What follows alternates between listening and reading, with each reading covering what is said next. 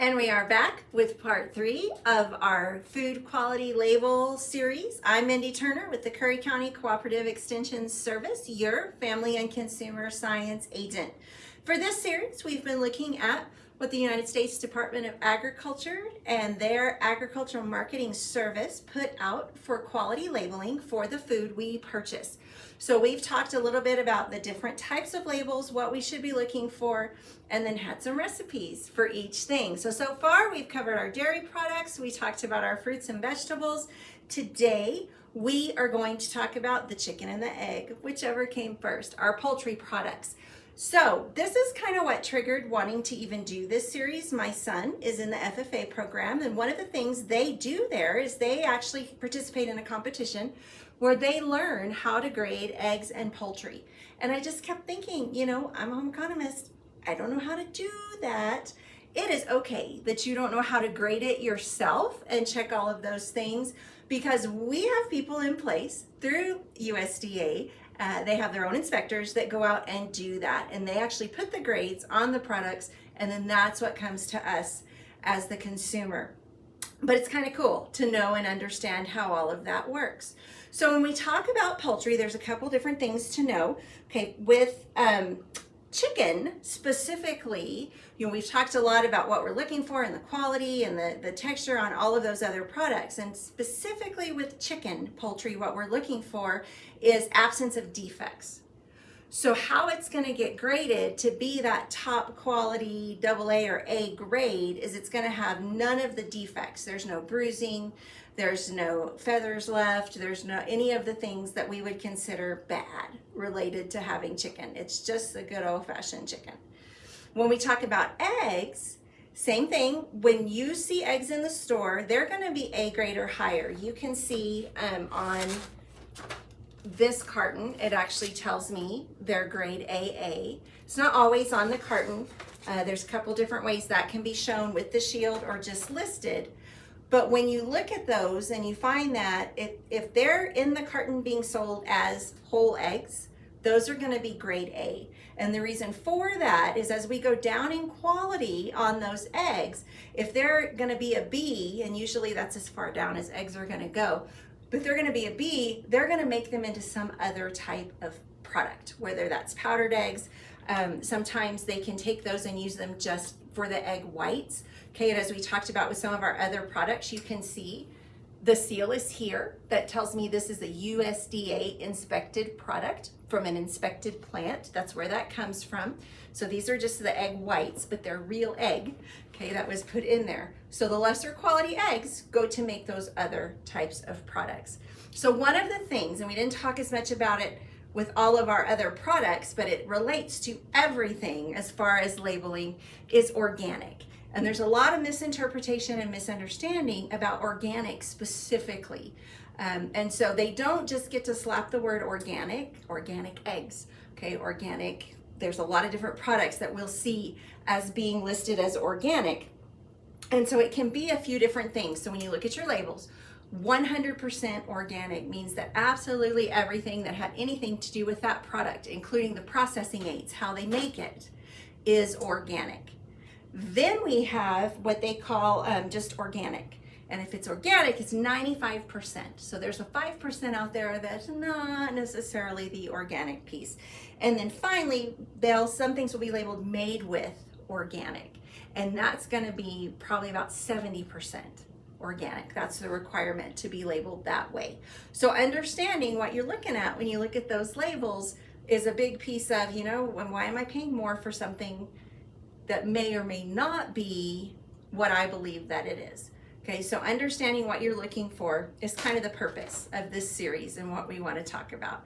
So let's make a couple things out of our chicken and our eggs, things that are simple for you to make. And like I always talk, we want to make things that we can, whatever you have on hand, you can throw in there, you can make it work, still have a quality product that you can eat at the end of the day. So when we talk about chicken, and you can see, hopefully you can see, we'll see if we can get it up here close enough. On this package, there is the USDA A grade on the package of chicken.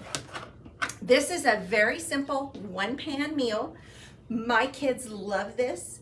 I like it because it's easy and it's easy cleanup. I put foil down on a baking sheet and then chicken down the middle. Sometimes it's chicken tenderloin. Sometimes these obviously are just large chicken breasts. Sometimes it's a thin slice.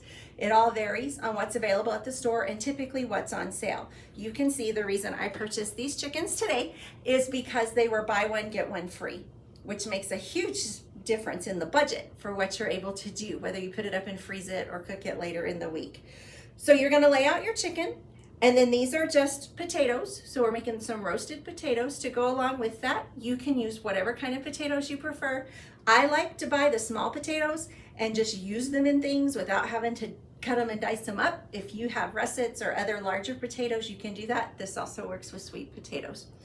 And then green beans, and you can use fresh, frozen, or canned green beans to make this. So this is 2 cans of green beans, 1 package of the potatoes, and 1 package of chicken breasts. Lay it out. I used, for this one today, this is olive oil in this pump that then you can just spray it on. So that made it easy for me. A lot of times at home, I'll just brush the oil across the top, just enough. You don't have to soak it in oil, but just enough so that things are gonna brown and kind of get all in there good like they're supposed to. And then again, my Italian seasonings I talk to you guys about all the time. Just shake that over the top to give it the flavor. Pop it in the oven. Typically it's gonna take, I usually do chicken and other meats at 425. This I put in there about 425, give it 20 minutes and check it. And then you're probably gonna add a little more time to it, depending if you need to flip your chicken over. I always recommend when you're cooking chicken, use your meat thermometer to check that you've got it to that 165 degrees internally to make sure that it's cooked and safe. So when you put raw chicken on a plate or in a dish with other items, as long as you cook everything to that temperature, you're gonna be okay. So that's a key thing to remember. All right, so eggs. I'm not a huge egg fan. I don't eat a lot of eggs for breakfast, but sometimes if it's mixed up casserole type stuff, I like that. One of the things that I've just never made a lot of are omelets. They can be, to get it right, to get it fluffy, to put that out there. So this is actually an omelet casserole based on the traditional Denver or Western omelet that we always hear about. So what's here, I've got 9 eggs in my bowl, all just scrambled up, whisked together, a little bit of milk that I've already put in, and then we're just gonna add what we would see in a Denver omelet. Now, again, think about omelet bars and things that you see out there. The beauty of an omelet is you can put in whatever you want. If you prefer sausage, if you prefer bacon. This is just diced ham. That's what's in a traditional Western omelet. So I'm gonna add some of that in there. Okay, some onion. You can, depending on your preferences, again, if you want to saute your vegetables first before you put them into your casserole. Otherwise, they're going to cook down. They're going to be fine. Okay, these are chopped bell peppers. So this is a mix. It's got red, yellow, and green in there. I don't see any orange ones. And we're going to shake that in there. If you prefer green chili or some other type of pepper flavoring, that's awesome. You put that in there. Look at all the pretty colors. So it's behind my eggs, you can't see it. So there's lots of color, lots of texture. And then because most people like cheese, if you can't have cheese, just leave the cheese out. If you prefer mozzarella or some other type of cheese, put that in there. Again, the beauty of it is you put in what you have on hand or what you enjoy. Okay, the other great thing about this that you don't have with actual omelets is you can make it the night before. Put it in an airtight container, seal it up, take it out in the morning and bake it. Okay, so that's all whisked together. We are going to take our baking dish, pour it all in there. See if I can get the rest of that. I left a lot of stuff behind because we got a lot of stuff in it. All right, so we're gonna spread that around, put this back here out of the way. Okay, so now again, isn't that pretty? Look at all the colors and all this stuff. I'm not sure what you can see, but if I turn it up anymore, we're gonna spill it, and we don't wanna do that. So then we're gonna stick this In the oven, 350, 30 to 45 minutes. You're gonna, again, wanna check it, make sure it's setting and doing how you want it to do. Then you just cut the pieces out and serve it. I think this would be fantastic the second day to roll up in a tortilla and eat it as a burrito for a quick and easy breakfast. So now hopefully you recognize when things are organic and can think about your poultry and your eggs and how those are graded, making sure that you're getting a quality product when you are shopping at the grocery store. I'm Mindy Turner with the Curry County Cooperative Extension Service.